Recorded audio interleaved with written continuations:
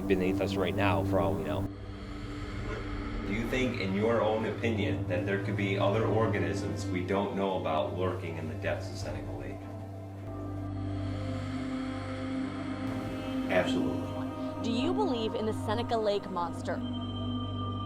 Mystery or myth, monster or make-believe, the history behind this legend is long and rich. Dating back to the year 1900, the first documented sighting by passengers aboard a steamboat called the Otetiani, causing quite a stir in Geneva. When I first learned about it, I just said, oh, it's another one of those great folklore stories and so on. But there is some solid evidence that this incident actually took place. It was about halfway up the lake, right around Dresden, New York, and all of a sudden they spotted this thing out in the water that they thought was an overturned boat. And so as the captain approached it, he was thinking, there's going to be, people in the water and they need rescued out. So he's trying to approach this thing that looks like a boat. And as they approached, this thing just went under the water.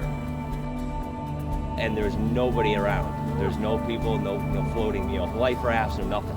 And so they're looking around, and all of a sudden, a few minutes later, they claim to see this creature raise its head above the water and showed off 2 rows of white, sharp teeth. Christopher Pike went on a quest for the serpent that lasted a year and a half, filming a movie called Exploring Seneca that was released in 2015. Every time that somebody sees it, they're just captivated by the story. Not just captivated, but inspired to look for the monster themselves, reporting sightings directly to Pike, like this one from Belhurst Castle. He saw something out in the water, and he's like, "What is that? That's crazy." Zoom in on the picture, it looks like there's scales on the back. It looks almost like reptilian. Sightings today bolstered by photos and videos, but back in 1900, you were only as good as your word. Everybody on board, there was very notable citizens. There was a sheriff on board. There was a geology professor, a couple of public works commissioners that were on board. Very reliable sources for the time. Still, the possibility of the monster's existence is threatened by alternative theories that work to explain away these stories and sightings. Tom Brooking of Cornell University was talking about lake sturgeon, and lake sturgeon could be upwards of 9 to 10 feet long, weigh 300 pounds. I would say it is possible that these could be mistaken for a sea monster or some other larger creature. And then people could be also over exaggerating. But Pike isn't giving up just yet. I want to believe. I do.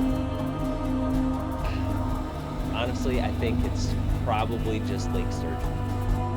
But hopefully nature proves me wrong. Or are you going to keep searching for the lake monster? Are you going to keep investigating? Yes, the new documentary is going to be finding the Seneca Lake serpent, trying to find it. If there is a creature out there, I think this would be the lake to go. The mystique of the lake. Why doesn't it freeze when it's 20 below? How deep does it really? Some people say it's bottomless. With so many unanswered questions, perhaps we'll never know what really lies beneath. Reporting in Watkins Glen, Elizabeth Worthington, 18 News.